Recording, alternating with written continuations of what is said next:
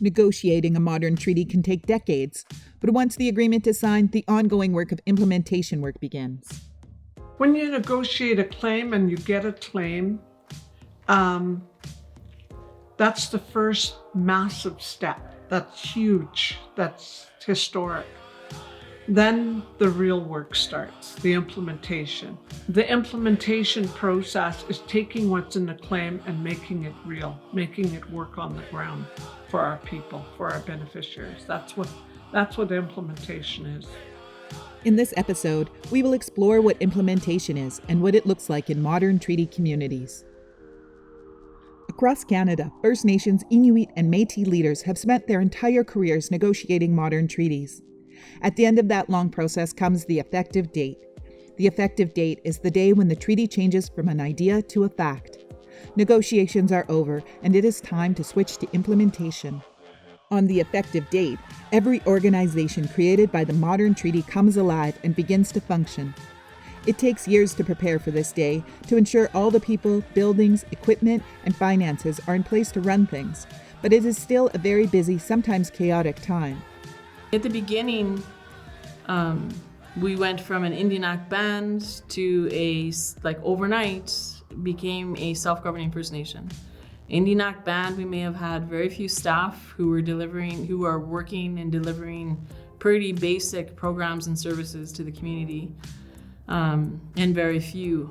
And the next day, we're a self-governing First Nation, and we have to build a lands and resources department, a finance department, a governance department, all these different departments. So, and operationalizing them, getting warm human bodies into those positions that are required to make the agreements come alive.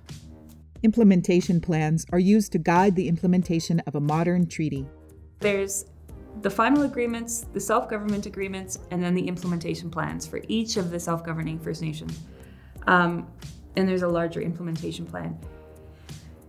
Those implementation plans are basically breaking down every major aspects of the final agreement and the self-government agreement into tasks. It's basically like this book of tasks that we work, sometimes tri-party, sometimes Yukon and the First Nation, and sometimes First Nations in tandem, work to get these agreements implemented and get them moving and in place. So it's a task list that tells each government what they should be doing, basically.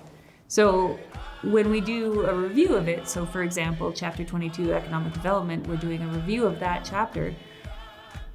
It calls each party to task. Like, if Yukon government said they're doing this, they should be doing this in this chapter. If the First Nations are doing this, they're doing this. If Canada is doing this, they're doing this. It tells us each what we're in charge of and what we're responsible for to implement within those agreements. Regardless of how carefully the treaty documents were planned, what's happening on the ground is sometimes different from the ideas in the treaty. So implementation is not just about doing what the treaty says each side will do. It is also about responding to what is happening right now. Implementation is often sort of like the interpretation of those provisions and figuring out the best way to do what we said we would do. So it's really, the relationship piece is really the key. It's about, one of the terms that's often used in our world is sort of like the implementers breathe life into the agreements. So they're the ones sort of making it happen. So, more often than not, we believed something would occur in one way, but it just didn't work that way. So the implementers are figuring it out as we go often, to make sure that we're doing what we said we would do. Often sort of just getting together and saying, we said we would do this, but it's not really going to happen that way because of this. So what if we did it this way? Self-governing modern treaty organizations have the ability to take over programs and services from the federal, provincial, and territorial governments, such as education, family services, and law enforcement. But sometimes, simply taking them over is not enough, and changes to the programs and services need to be made. This work is all a part of the ongoing implementation process.